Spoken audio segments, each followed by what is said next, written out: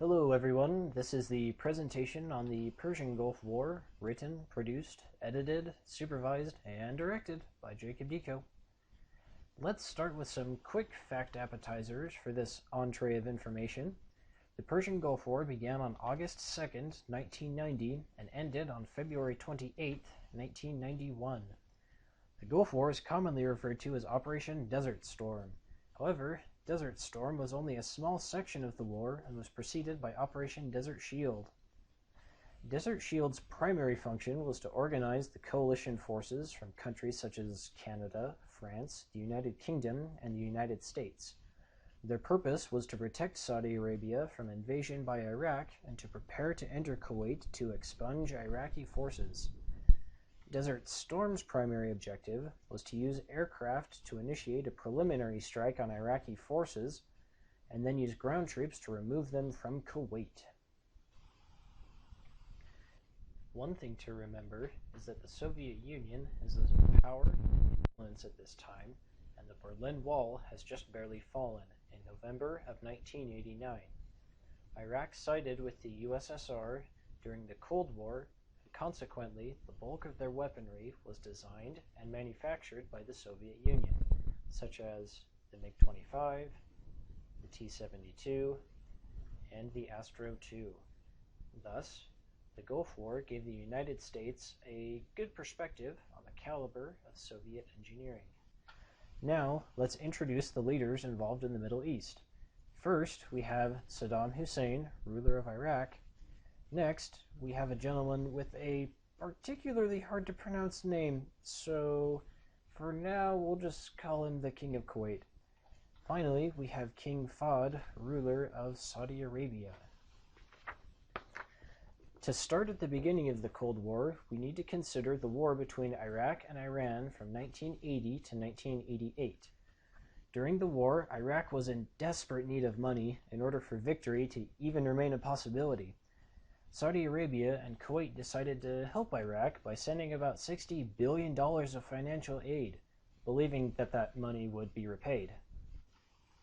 Once the Iran-Iraq War concluded, however, Saddam Hussein began making accusations against Kuwait.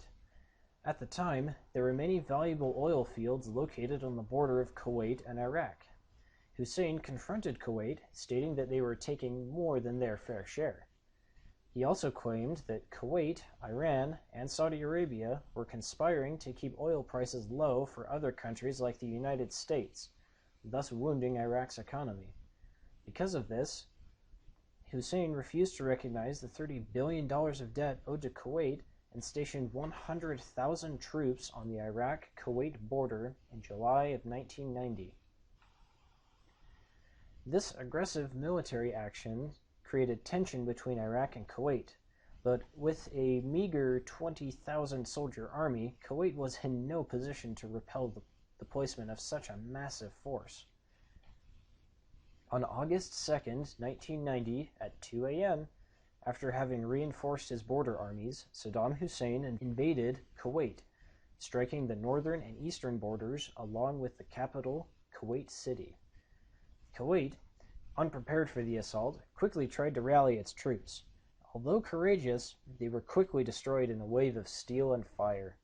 By the end of the day, almost the entire country had fallen to Iraq. Initially, the United States firmly stated its neutrality on the conflict between Iraq and Kuwait when Hussein placed troops on the Iraq-Kuwait border in July. On July 25, 1990, April Glaspie, the United States ambassador for Iraq, said to Saddam, "I know you need funds. We understand that, and our opinion is that you should have the opportunity to rebuild your country. But we have no opinion on the Arab conflicts, like your border disagreement with Kuwait. Frankly, we can only see that you have deployed massive troops in the south." However, as soon as Kuwait was invaded, President George H.W. Bush expressed his disdain for Hussein's decision. He said, "Within 3 days, 120,000 Iraqi troops with 850 tanks have poured into Kuwait and moved south to threaten Saudi Arabia. It was then that I decided to act to check that aggression."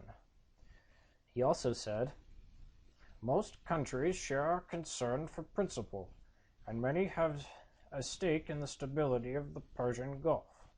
This is not, as Saddam Hussein would have it, the United States against Iraq. It is Iraq against the world."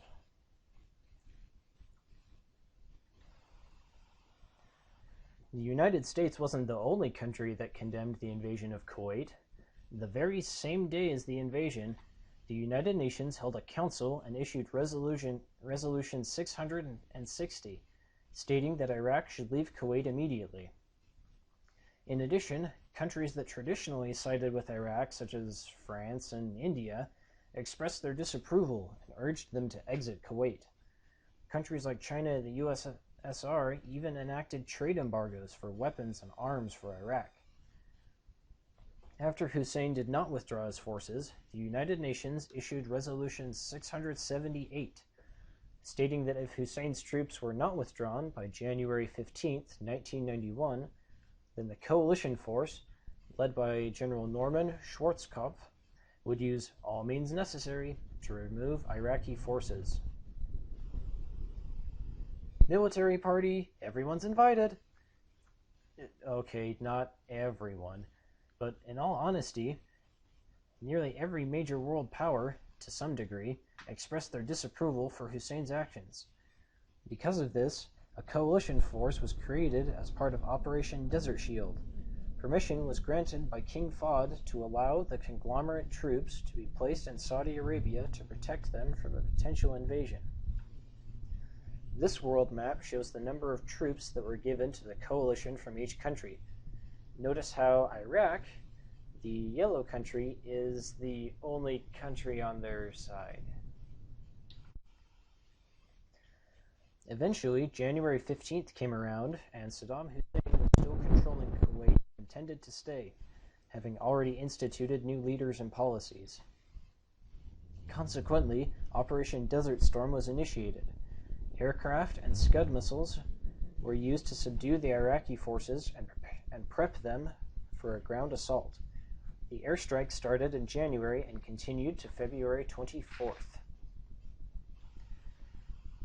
Aircraft and laser-guided missiles proved to be extremely effective in Desert Storm.